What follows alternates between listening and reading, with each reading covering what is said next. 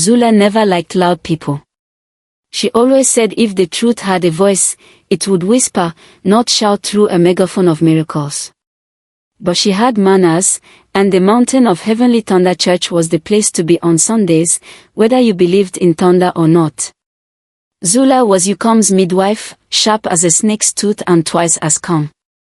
She had delivered half the village, knew everyone's family tree better than the trees did, and had a stare that could quiet crying babies and bold liars alike. That morning, as the golden sun poured over Yukom's red-dusted paths, Zula tied her head wrap with practiced elegance. Beside her, Toy, her 12-year-old cousin with more questions than a courtroom, was already bouncing with excitement. Auntie Zula, do you think Prophet Moyo will call down fire again today? Like Fush. He flailed his arms dramatically, and someone just gets healed like in the Bible. Zula gave a small smile. If he does, I hope he starts with your noisy feet. The Mountain of Heavenly Thunder Church sat like a palace on a hilltop, its dome of silver-painted iron sheets glinting in the sun. It had risen from nowhere in just 3 years, backed by money no one could trace and power no one dared question. And at the center of it all stood Prophet Duma Moyo, the man who speaks in fire. Duma had a voice like thunder cracking over dry land. His sermons could make grown men sob and women fall trembling to the floor. People swore he healed the sick, read souls like open books, and once turned storm clouds away with a flick of his wrist and a yell that made birds flee the trees. The service was packed. Incense thick as fog curled through the air. As drums pounded and people swayed in trance-like worship, Zula kept her eyes open while others closed theirs. Then the miracle happened. A young boy, about 10 years old, was led to the altar. Duma placed a hand on the boy's forehead and bellowed, in the name of fire and thunder, see. The boy blinked once. Then again. Then looked around and cried, Mama. I see you. The crowd erupted. Alleluias exploded. People wept, clapped, danced. Toy grabbed Zula's arm, nearly squealing. He was blind. Did you see? Blind.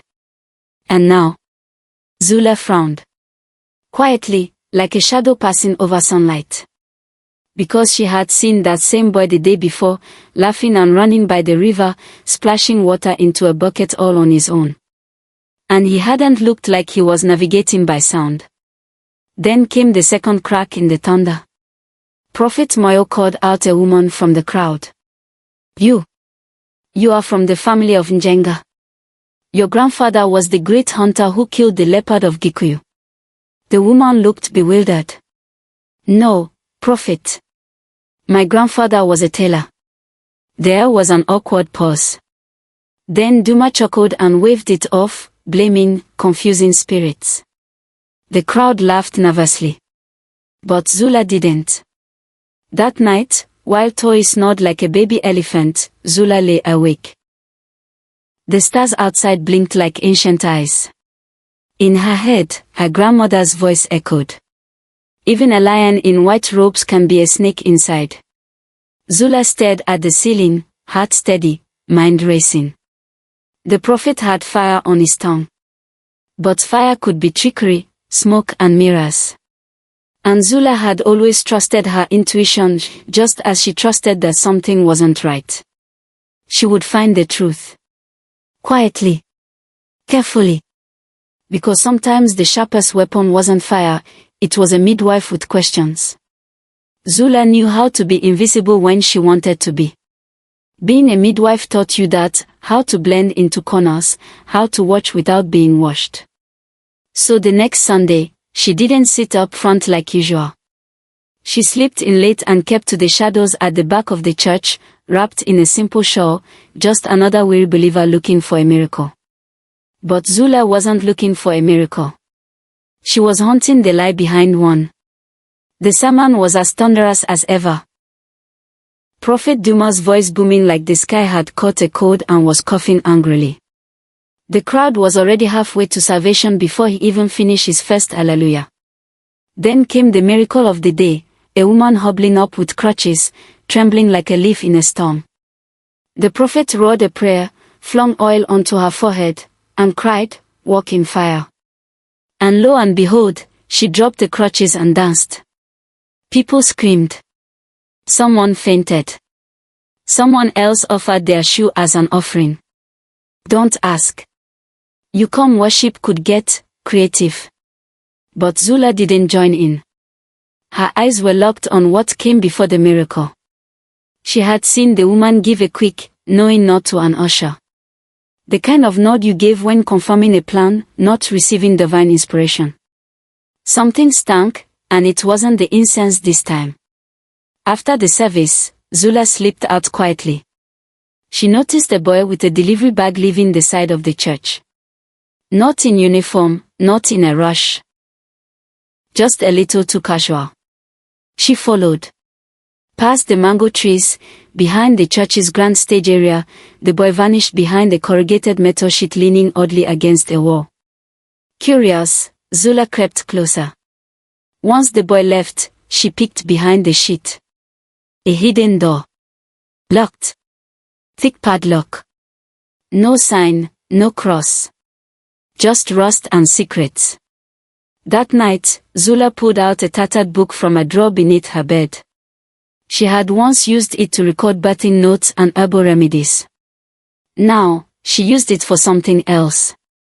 She wrote in tight, quick script. Crotch woman fake. Nodded to usher. Boy entered hidden door, storage room. Prophet's holy oil suspicious. Crushed pepper. Smells like it. The next day, Zula shared her notes with Nori. Nori was younger, spirited, and smelled permanently of basil and smoke. Her dreadlocks were always tied back with a strip of goat leather, and her eyes sparkled with the kind of curiosity that could get a person both answers and enemies.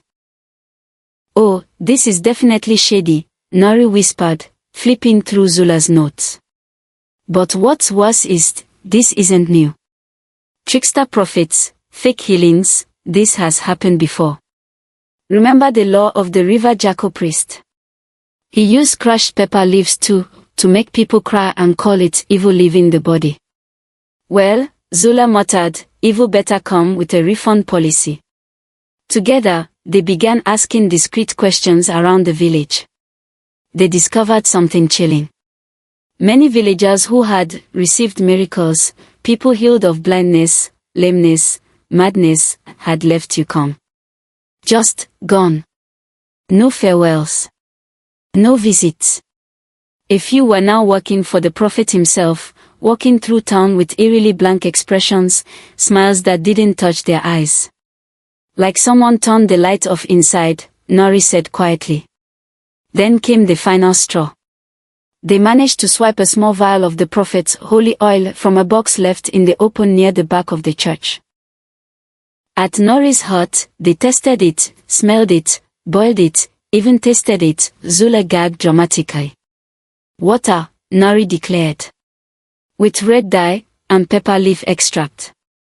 Maybe a dash of palm vinegar. So the only thing holy about it is the burning sensation if you get it in your eye," Zula muttered. "Lovely. But the strangest thing wasn't the oil. It was toy."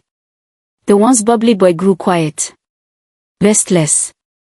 At night, he tossed in bed, eyes wide in sleep, murmuring things Zula couldn't understand. One night, he sat bolt upright and whispered, "They are calling me. The fire people. They know I saw." Zula froze. "Who's calling you, toy?" "The ones in the fire. The shadows under the prophet's feet." Zula's skin crawled. This wasn't just performance. Not anymore. The lies had teeth, and those teeth might bite from somewhere deeper than flesh and fraud.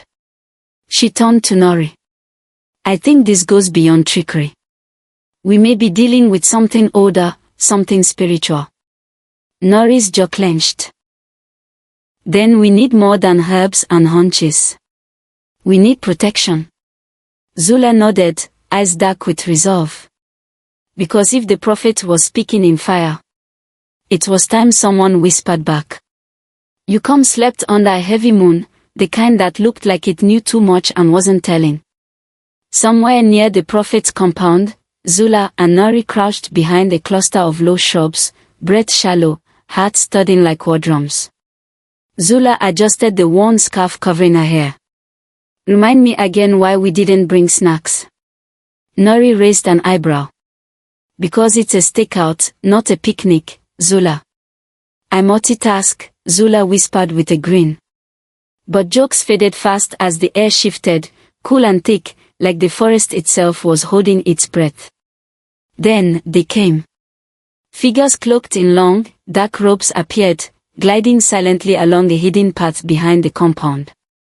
Faint symbols pulsed on their garments, glowing red, then violet, like breathing embers. They didn't speak, just moved as one, like shadows following a script written in nightmares. Zula and Nori exchanged a look. Did that one just float?" Nori whispered. "Shut up and keep filming," Zula muttered, lifting her tiny, battered camcorder.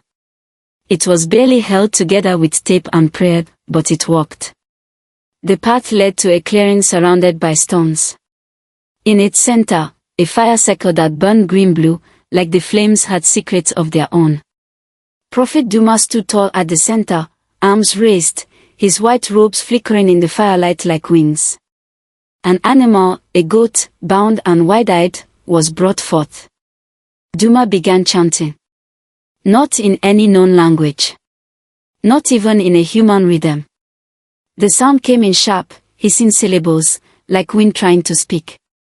As the blade flashed and the flames surged, something happened. Duma's face, just for a second, rippled. His mouth stretched too wide, his eyes slitted like a serpent's, and his skin shimmered into iridescent scales before snapping back to human form. Zula's hand jerked. The camcorder nearly slipped. Nori gasped softly, her hand flying to the small charm around her neck.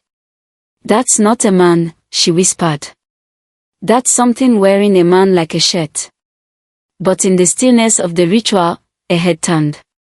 One of the guards, taller than the rest, glanced directly at their hiding spot. Eyes locked. A second passed. Then he raised the conch horn and blew. The sound tore through the trees like a banshee's scream. "Run!" Zula grabbed Nori's wrist and bolted. They crashed through brush, dodging roots and leaping fallen logs like hunted prey. The forest closed around them, thick and unforgiving. Behind them, the distant sound of boots thudded like angry drums. Finally, after what felt like forever, they dove into a dry riverbed, burying themselves beneath dead leaves and silence. They didn't speak for an hour. Only when the sounds faded did Zula whisper, "You okay? Are you kidding?" Nori breathed. "We just saw a fire-worshipping lizard man perform blood magic in his backyard. I'm peachy." Zula laughed, too loud, too shaky, then muffled it with her hand. They had seen too much. And now they knew too much. Back home, things had worsened. Toy's dreams had become unsettling. He'd sit upright in his sleep, eyes rolling under closed lids, and speak in a voice not quite his own. "The mirror gate must open, the altar below awaits, the binding must be complete." Zula recorded him, heart tight as a drum. One morning, after a particularly fevered night, Nori arrived carrying a bundle wrapped in faded leopard cloth. "These belonged to my grandmother's grandmother," she said. "She kept them hidden. Said they were dangerous. Cursed knowledge." Inside were brittle scrolls, drawn in faded ink and blood. One showed a robed figure standing over a circle of flame, symbols matching the ones they'd seen glowing in the forest. Another showed something worse, a ritual called the Binding of Light. It described dark priests, false prophets, who masked their monstrous forms in glory and built power through sacrifice, worship, and deception. Their goal: to open gates between worlds. To tether light itself into service. Zula's hands trembled as she traced the drawings. This is Duma." Nori nodded grimly. "He's not just tricking people. He's feeding something. Or becoming something. Zula looked toward Toy, sleeping restlessly, beads of sweat on his brow.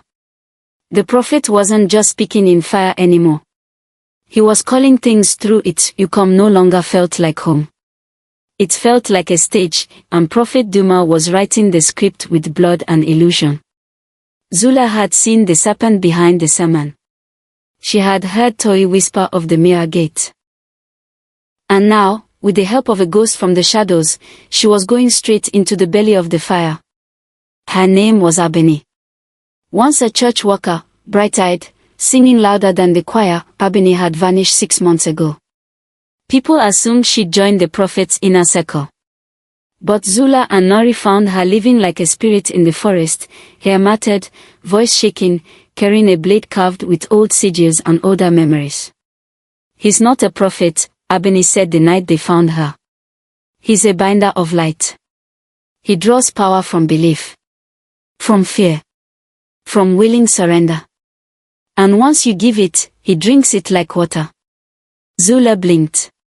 How do we stop something that feeds on faith? You don't starve the monster, Abeni whispered. You unmask it. And you break the chain at the gate. The plan was dangerous. Bold. Slightly insane. But hey, Zula had delivered twins with no clean water and a stubborn goat blocking the doorway. She could handle a little demon infiltration. Disguised in a white robe stitched with crimson thread, provided by Abeni, Zula joined a group of new initiates in the courtyard behind the church. Each person bore wide eyes and trembling hope, clutching coins for the latest divine protection plan, the Anointed Watchers. By your mark, the lead priest intoned, and walk in the protection of the blood flame. The blood mark was no joke. A red sigil, burned into the skin with glowing oil. They said it would ward off evil. Zula figured it was more likely to invite it.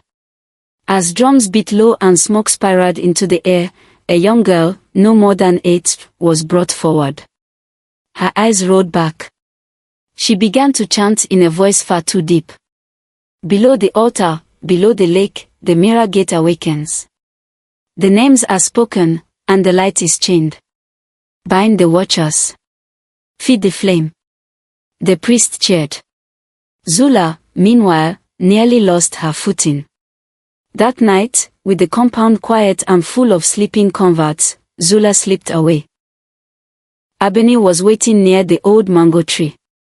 Nori crouched nearby, a satchel of charms around her neck and a determined gleam in her eyes that said, "Let's ruin some evil today." Using a hidden entrance through the vestry, one Abeni had helped construct back when she was pure, they descended into the church's underbelly. What they found was not holy. The underground chamber sprawled like a forgotten cathedral. The walls were draped in ancient masks carved with gaping mouths and hollow eyes. Bones, human and animal, hung like chimes. Charms made from teeth and thread swung gently, moved by no breeze. At the center, a vast pool, black as night. And above it, a mirror, tall, wide, rimmed in gold and etched in a language that pulsed red like a heartbeat. The mirror gate. From the shadows, they watched Prophet Duma step forward, hands raised. Energy crackled from his palms, lashing out and striking the mirror. It shimmered, then rippled like water touched by thunder. He began to speak names. Zula's stomach dropped. She recognized them. Villagers. Worshippers. Believers. Blessed is Juma, let his name carry the spark. Blessed is Alika, she gave willingly. Blessed is Toy, the child of sight and fire. Zula's hand trembled. She was recording. Her camcorder blinked red. Proof. Finally, proof. Then the mirror flashed. Not outward. Inward. Zula's reflection snapped into view, sharp and clear. And Duma turned. His eyes found the mirror, and hers. She is watching, he said, voice low and rising like a storm tide. Panic surged. Move. Nori hissed, dragging Zula back as guards stirred. They fled through narrow halls slick with moisture and whispers. Alarms rang, bells twisted to a dark pitch that hurt the soul more than the ear. But Zula had been in labor rooms. She could outrun death if she had to. Just before they escaped, she reached for the altar, snatched a scroll half burnt and still warm, and bolted. They didn't stop running until dawn kissed the trees and the church compound was miles behind. Back in Zula's hut, breathless and wild-eyed, they unrolled the scroll. Drawings, symbols, and a single phrase written in a language they didn't understand, until Toy, in his sleep, whispered it aloud. To bind the mirror, you must shatter the flame. Zula looked at Nori. Abeni said we had to break the chain at the gate. What if the flame is Duma himself? Nori nodded slowly. Then it's not just about stopping him. It's about ending him. And so, the midwife, the herbalist, and the haunted boy prepared for a final reckoning. Because when you stare into the mirror gate, the altar of truth, Zula didn't want to be a hero. She wanted quiet mornings, steady births, and a world where boys didn't speak in ancient tongues in their sleep. But now she had a scroll, a truth mirror, and a midwife's calm resolve tucked into a body running on tea, adrenaline, and righteous fury. After the mirror gate incident, she, Nori, and Abeni went into hiding, deep in the forest, where even whispers were afraid to follow. They built shelter beneath a fallen baobab and stayed alert while rumors began to crawl through Yukon like ants before a storm. Something's wrong at the church. People seeing fire in mirrors. My cousin wakes up screaming, says Duma's face is in the sky. Villagers were falling sick. Nightmares plagued them, flames, reflections, a voice calling from water below. The mirror had cracked, and now reality was, too. In the dim light of the shelter, Nori spread out the scroll. It's a reversal. A spiritual backhand, if you will. Zula blinked. A what? Nori smirked. It's how we undo the ritual of binding light. We break his power at the source, the mirror. Abeni nodded. But we have to do it during the ritual. When he's fully linked. Vulnerable. Zula's heart beat steady. So we crashed church. Sunday morning. Everyone watching. Nori handed her the small mirror passed down through generations of herbalist years. This shows what the soul hides. If Duma looks into it, he'll see what he truly is. So will everyone else. Zula took it, feeling the cold weight in her palm. It's time someone else saw the fire behind his eyes. Sunday. The mountain of heavenly thunder church. It had never been so full. Duma stood in shining robes, eyes ablaze, voice thunderous. Around him, red candles flickered. The choir sang low, melodies trembling under unseen pressure. Zula, Nori, and Abeni were already inside. Robes on. Faces calm. Hiding in plain sight. As the ritual began, Duma stepped toward the altar, mirror behind him glowing with deep, pulsing red. The pool below shimmered like liquid blood. He raised his hands. Today, I call down fire upon the earth. I bind light to those who believe. Let the mirror open the gate. That's when Zula stepped onto the stage. One woman. One mirror. One heartbeat. She held up the ancestral mirror, catching the glow of his flames. Duma froze. His voice faltered. The crowd gasped. The two mirrors faced each other, and the air split. A shriek like cracking glass echoed across the chamber. Zula shouted, "This is the true reflection. See what hides behind your prophet." The mirror on the altar warped, images flashing, fire, shadows, screaming faces, bones offered in ritual. Duma's body twisted. Scales shimmered. His mouth opened far too wide. A spiritual battle exploded. The red mirror began to crack, slowly at first, then with deep groaning moans. The pool below it boiled. Screams erupted. Not just from Th.